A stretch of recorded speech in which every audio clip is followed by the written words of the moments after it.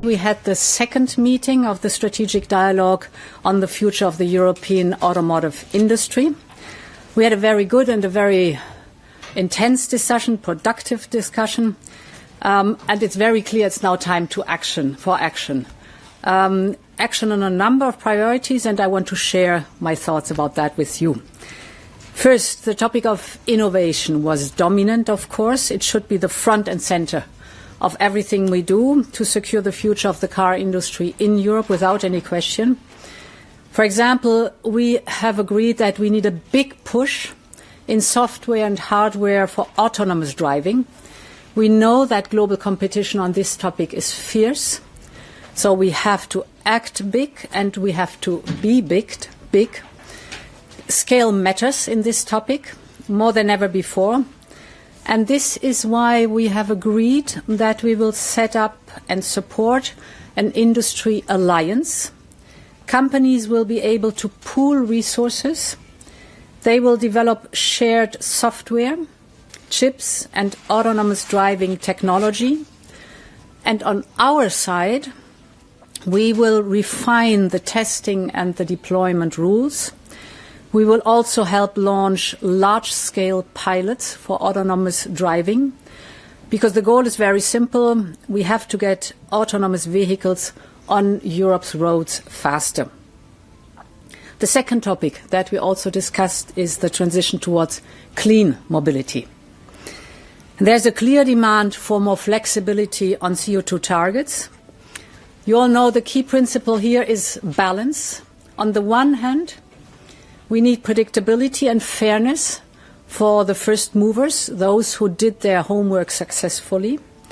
That means that we have to stick to the agreed targets. On the other hand, we need to listen to the voices and the stakeholders that ask for more pragmatism in these difficult times and technology neutrality, especially when it comes to the 2025 targets and related penalties in case of non-compliance.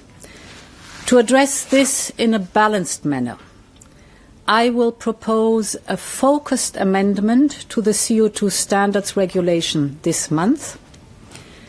Instead of the annual compliance, companies will get 3 years. This is the principle of banking and borrowing. The targets stay the same. They have to fulfill the targets. But it means more breathing space for industry. It means also more clarity, and without changing the agreed targets. I'm sure that such a targeted amendment could be agreed swiftly by the European Parliament and the Council, because, of course, it makes only sense if it is agreed quickly. At the same time, we will prepare to speed up work on the 2035 review, with full technology neutrality as a core principle. My third point is competitiveness. We need European car supply chains to be more robust and to be more resilient, especially when it comes to batteries. And here we have a challenge, because while our own production is in the process of scaling up, we see that imported batteries are cheaper. On the other hand, we cannot let EVs become more expensive, but we also cannot afford to create new dependencies.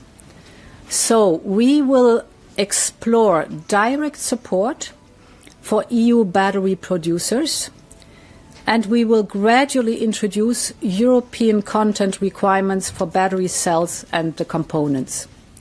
And of course, we will keep cutting red tape. Regulatory simplification will continue. So here are some of our priority actions. There is more, of course, to come, and this will be presented in an action plan in College on the 5th of March. That's Wednesday. But let me also stress that today was not the end of the dialogue with the automotive industry. We will keep engaging. We will continue the work strands that we have with the commissioners, and we have agreed that we will meet on a CEO level again before the summer break. Thank you very much.